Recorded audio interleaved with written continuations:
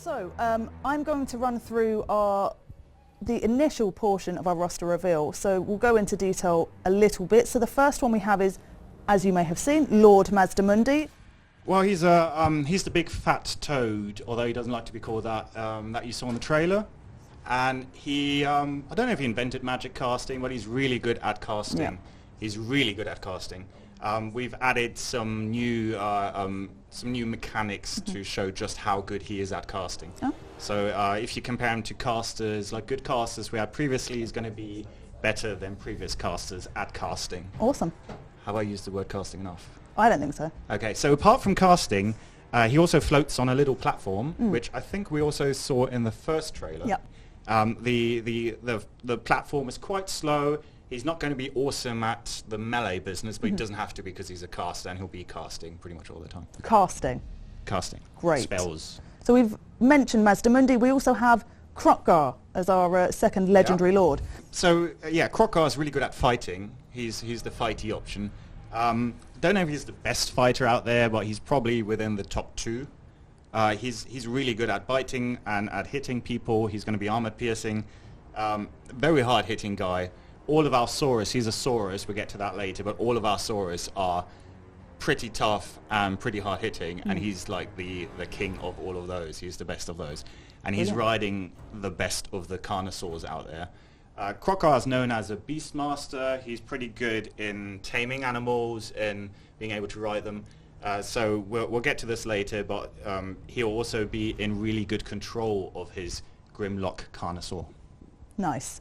So our generic lords that we also have, we'll have a Slanmage Priest and a Saurus Old Blood, as well as a Saurus Scar Veteran as the hero.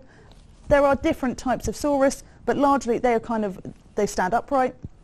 They're kind of bigger, hencher than your Skinks, which are the smaller units that you saw in the recent Lizardman announced trailer. You could see one of them flying on the back of the Pterodons, fell, bless him.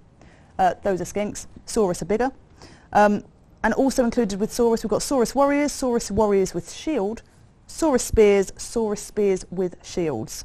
Am I missing anything Saurus related? Yes, later on I think the Temple Guard we could also call the Saurus. So we've got what are the differences there between them? Sauruses altogether.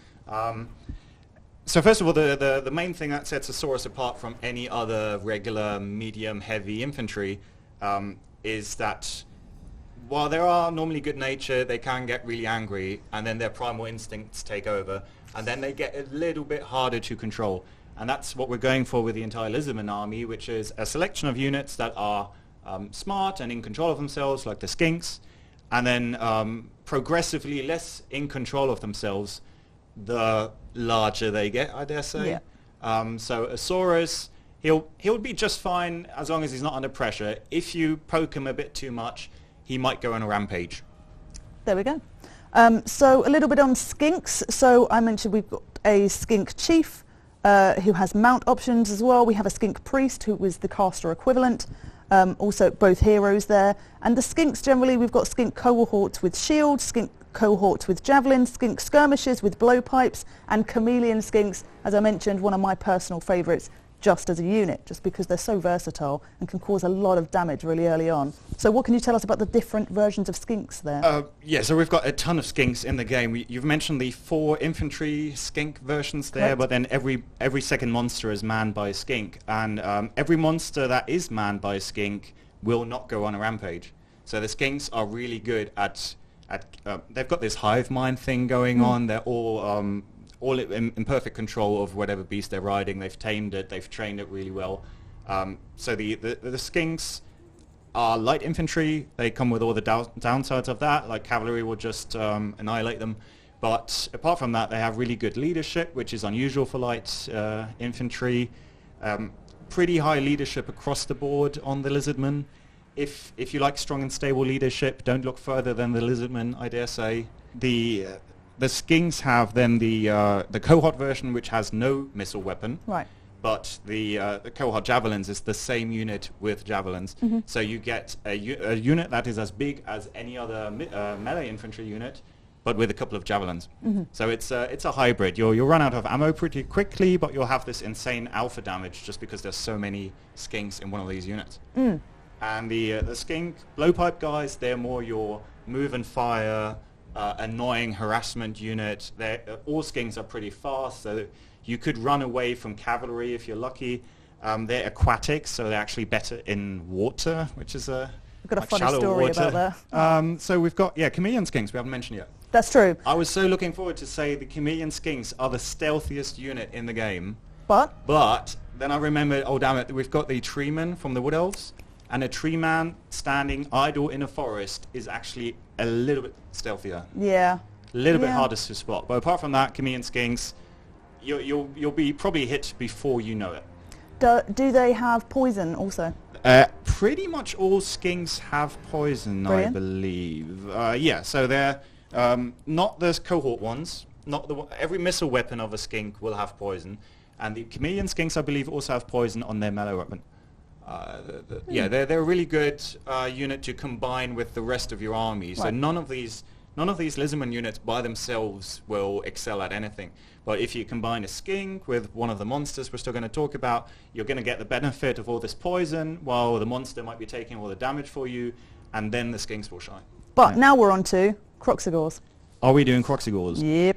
Okay, Crocs Eagles are larger than a Saurus, smaller than your large monsters. They're a bit like a really angry standing crocodile. Yep. But they don't like to be called that.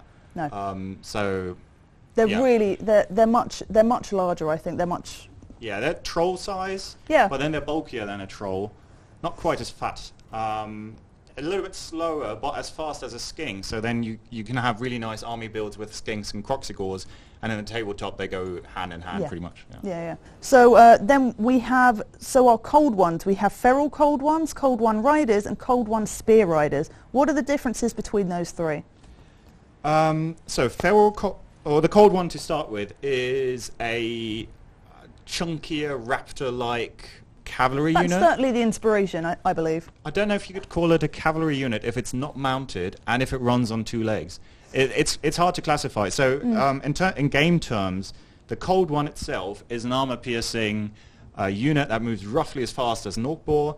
And the idea with the feral cold ones, which don't exist in tabletop, was that across the board we really wanted to see more dinosaurs on the battlefield at any given point in time. It wouldn't have been nice to play the Lizardmen and not have big dinosaurs at any point in campaign, for example. So instead of unlocking them really late in campaign because they are so powerful, we've added a couple of feral ones. They've just about been found. They're not really trained yet. They're not really tamed yet. They will go on a rampage really quickly, but if you point them in the right direction just before they go on a rampage, they can be really useful. So it's a cheap unit for what it does. It doesn't have as many entities as the proper cavalry unit. It's nowhere near as well trained and anything. But it's an entry point to the dinosaur business, which we can't call dinosaur business. So we also have horned ones. Tell us a little bit about that. You skipped it. Yeah. I did? Yeah, between the feral cold ones and the horned ones, we've got the normal cold ones, which are either ridden by Soros with a stick, the spear guys, which are good against large, or the Soros with a club, maul kind of weapon, which is your slightly cheaper cold one rider variant. So the good news about the cold ones is, despite them being a bit fewer per unit than in your normal cavalry, they are all armor piercing. They'll chew through dwarfs and everything. They're quite reliable. They're the most offensive, not verbally offensive. They're the most assaulty. What's the word? The most damage dealing oriented, focused unit probably of the Lizardmen army. And then you've got the three tastes, which is feral, normal, and spear. And then there's a hint in one army book somewhere on page 92 about a special cold one called the horned one, which very rarely spawns. He's got a little horn on his nose, and they are known to be swifter, wilder, more angry in general than the regular cold one. So he hits a bit harder, he charges a bit harder, he runs a bit harder, but he's very hard to control. So this is again a unit that will have a degree of rampage happening. Gotcha. So on to flying missile cavalry. We've got pterodon riders and an additional with fire leech bowlers. And I believe that is what these are here. Is that what we saw drop in the trailer that was released recently? Yeah, so there's been some speculation of what kind of pterodons we've got in the game based on the trailer. In the trailer we see a single one with a regular skink on top. What we'll have in the game is the skink chief on a pterodon. Mm-hmm. We've got the skink priest on a pterodon, so a caster on a pterodon. We've got your regular pterodon unit with javelin chucking guys. Right. And then we've got the best regular pterodon unit, which is it's got this bowler, and the bowler has a little eel or leech at the end. Once you make that eel angry, it tends to explode. So what they do is they swirl it around, which makes the eel angry, or the leech, sorry, throw it at the enemy, and it's an explosive weapon, which is really good against infantry units that are like unarmored infantry will be quite scared. They're flying, they're fast. The range is not too good on these guys, but who cares if the enemy doesn't have flying units, right? Pew, pew. Yeah, nice harassing units. Also, as you can possibly tell if I hold it really close to you, there's this little ball underneath them. They clutch a little rock in their feet, and they can drop the rock, similar to how gyrocopters drop bombs. Yep. Only one of those rocks, but when that hits your head, you're out. Yeah. Nice little rock. Nice. So moving on, this is our monster category now. So we have a feral Bastillodon. Yeah, so from all the larger creatures, the Bastillodon is the slowest and the most content. He seems pretty chill. Yeah, he won't go off biting everyone. I don't know if he's an omnivore. I don't know if he just eats plants normally.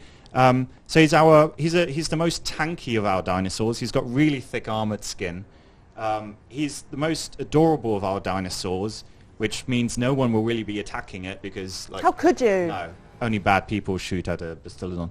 The feral version is just him. He's going to be quite cheap because of that, and if anyone were to dare to shoot at it, which would be stupid and mark you as a bad person, you'd just be wasting ammo, and that's how you use it. So he's very well armoured. Yeah, you use it as a damage sponge. Nice. Then we have our feral Stegodon. Yeah, so slightly less well-natured. Lots of horns pointing forwards means lots of charge damage when he crashes into guys. He's an angrier beast. He's slightly bigger than a Bastillodon. He's there to bring the damage home.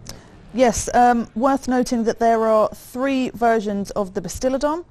We have the revivification. That's really hard to say. Revivification crystal. What does that entail? This is new to everyone who's played Total War. Tabletop. TT. This is something.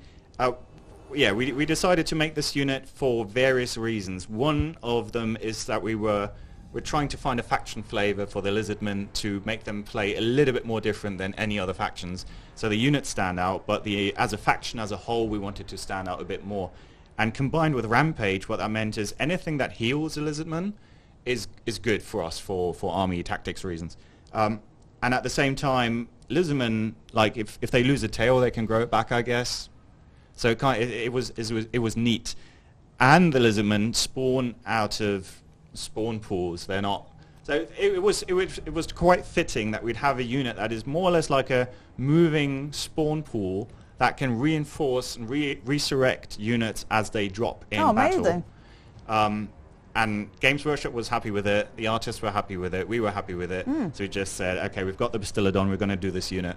And it's a lot of fun to be able, like your little Skinks go, they die quite quickly. You've got your Bastillodon in the back, just healing them back up. You have a little flash go off, and that's a lot of fun. The trick is you have to be able to say it first time.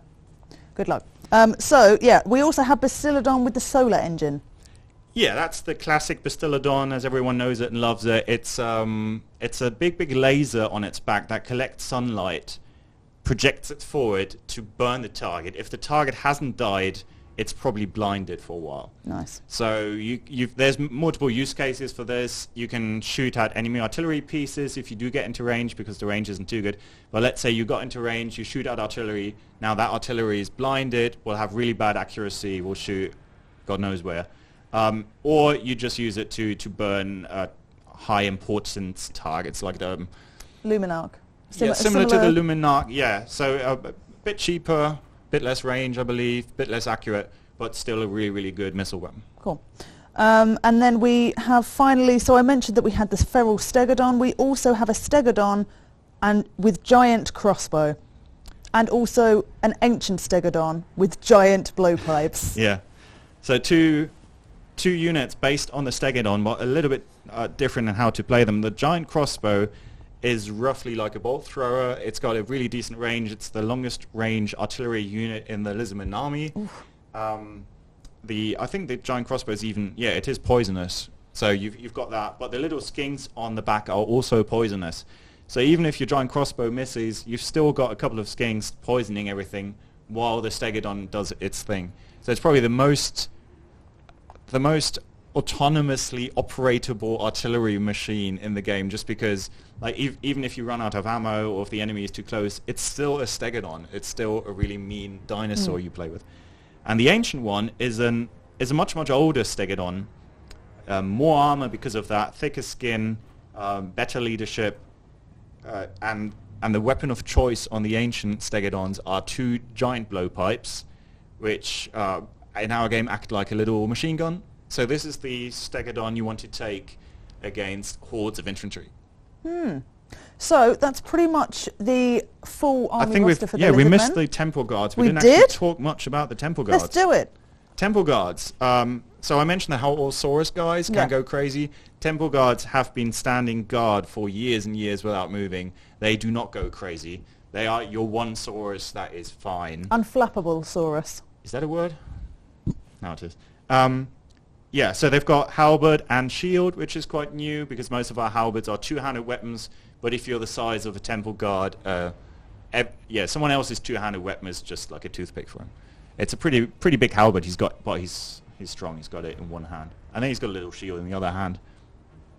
So that is the Lizardmen army roster, and as I mentioned, this is a development in progress, so some of the information may be subject to change, but we will have that available on, I believe, Grace, the website. That will be available shortly, and we will have information on the magic laws for the Lizardmen coming later, but soon. We hope that you enjoyed it. I've been Joey Dalton. This is Alisdair Jarrold. Bye-bye, people. It's been really nice to see you guys again. Bye-bye. That's a grudging. Goodbye.